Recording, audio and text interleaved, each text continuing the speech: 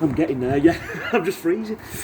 Jim, fantastic second half performance, but it was built on a pretty solid first half with a fortuitous goal right on half time.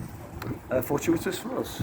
Yeah. I don't think so. I think if you put we work on that in set plays. I mean, then if that's the case, then the winning goal against Scarborough was fortuitous, where we played the ball in with such pace and accuracy that if we get a touch, we score. If we don't get a touch, the keeper hesitates. We'd threatened before that, but obviously overhit the ball. The keeper caught it.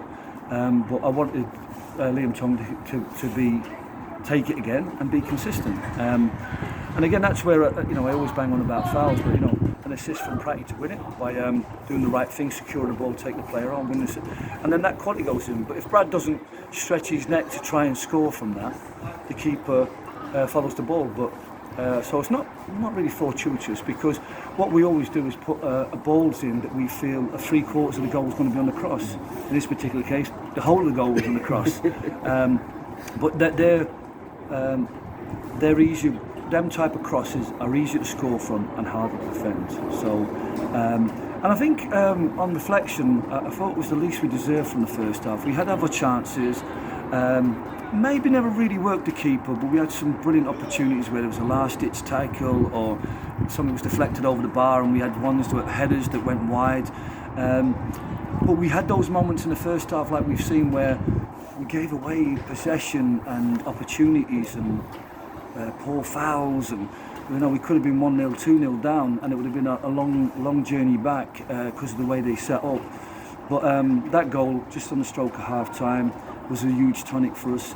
Our team talk was much different. And like I said, second half we just changed a few things.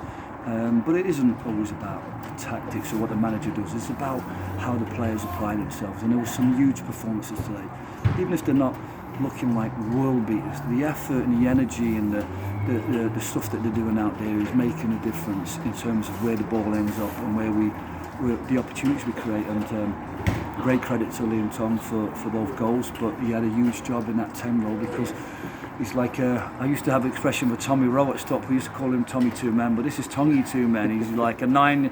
We're using him to get us up the pitch, and then he's been a spark in the attacking midfield line. So great credit to him. I don't know who got the man of the match, but I'm sure that it was a difficult conversation because there was not so many good performances. Well, we gave it to Tongy, but we're thinking as well about Jonah Mitchell. He was outstanding this afternoon. Well, it's easy for you to give it to somebody who's got the 2 goals.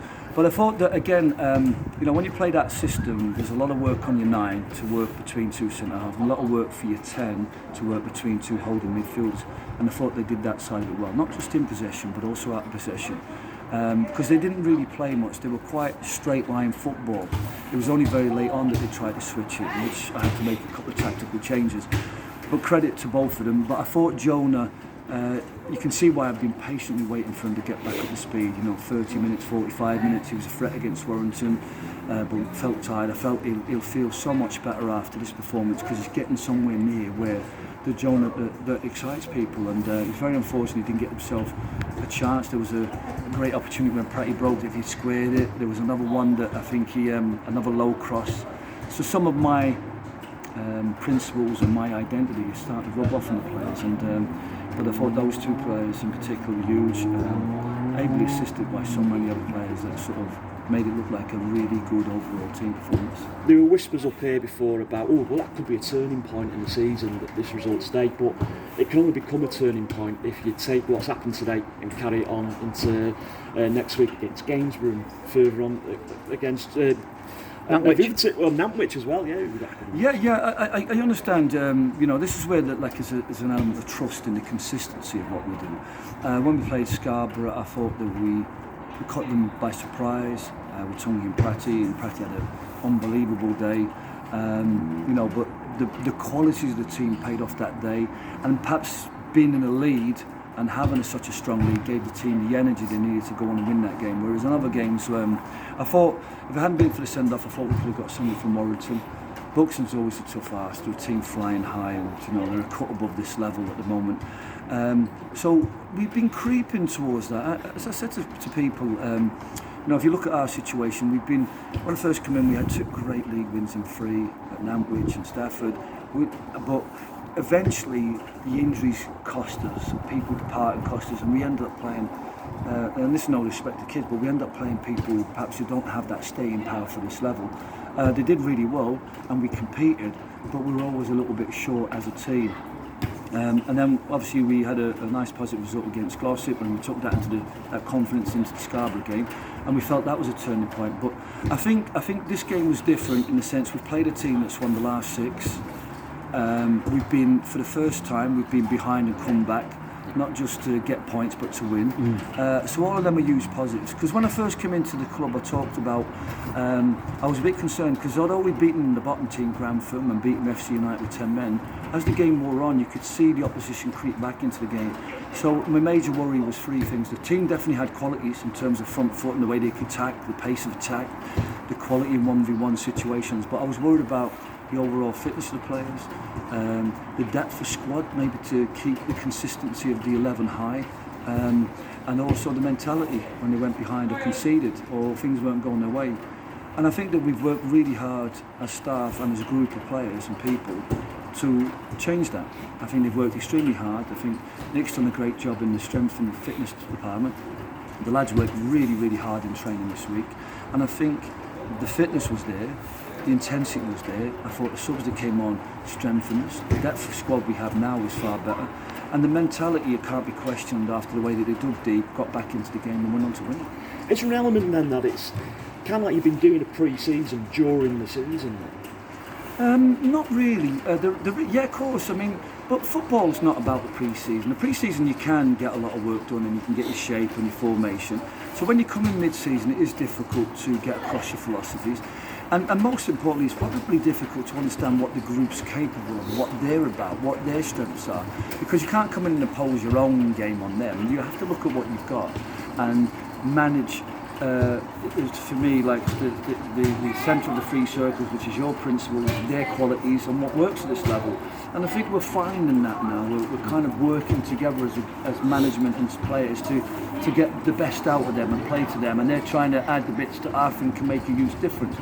But I think it's always about any team that I've had, whether it be pre-season, the team's always got consistently stronger as the season went on, like that Champions team from Stockport or any team. We've always finished stronger because as a coach you'd expect the more you work with the players over a long period of time, the more they get it, the more they become a team. And I think that looked like a very good team performance, you know, and again, like, you know, we can take credit as a staff in terms of what we put, but they have to go out and apply themselves, the energy, the fitness, and also the jobs that need to be done in every department. And I think they did that today, and I'm really pleased for them that they got the result. You've always struck me as very much a trust the process kind of manager, and as you're saying there, the results get better as the season goes on. I suppose that kind of backs it up. Well, yeah, but I mean, obviously some teams, you know, I've been forced to sell players in the past at Stockport when we were, you know, in the playoffs in First Division and been told to sell everybody, and results go downhill. But I think that most of the time, if I can give a story, I'll probably get enough time I mention this, but the team that Stockport County got the champions, the very last game of the season, of those 16 players, 14 played the first game. And we went through a period where we ended up 12th because of injuries and 12 fixtures away at the full-time sides. But I trusted that group that they were going to get stronger. And I've been challenged this last couple of weeks about why have we not added, why have the 7 days not paid off, why are we not bringing in players that we obviously desperately need. And I said, but there's a group here that I think have got more to come. There's a group here that I think if we let them come together and grow and coach and train and get fitter and get them a better approach, there's results there in this group. And I think that trust and belief in them, you said about trusting the process, but that's trusting in people in the change room, that they are good enough and not replacing them with people that I'm not so certain about, and trusting what they've got. And I think we've seen the Jonah Mitchell that we know, the Liam Tung and the Pratties, and there's some good quality players here. And I think now what we have to do is just keep trusting in the players in the process and you know, keep moving forward. Tuesday night, we're in the Manchester Premier Cup against West Didsbury and Charlton. They had a decent win today. Are you going to keep with like a first strength 11? First choice 11, I should say. Are you going to rotate things a bit?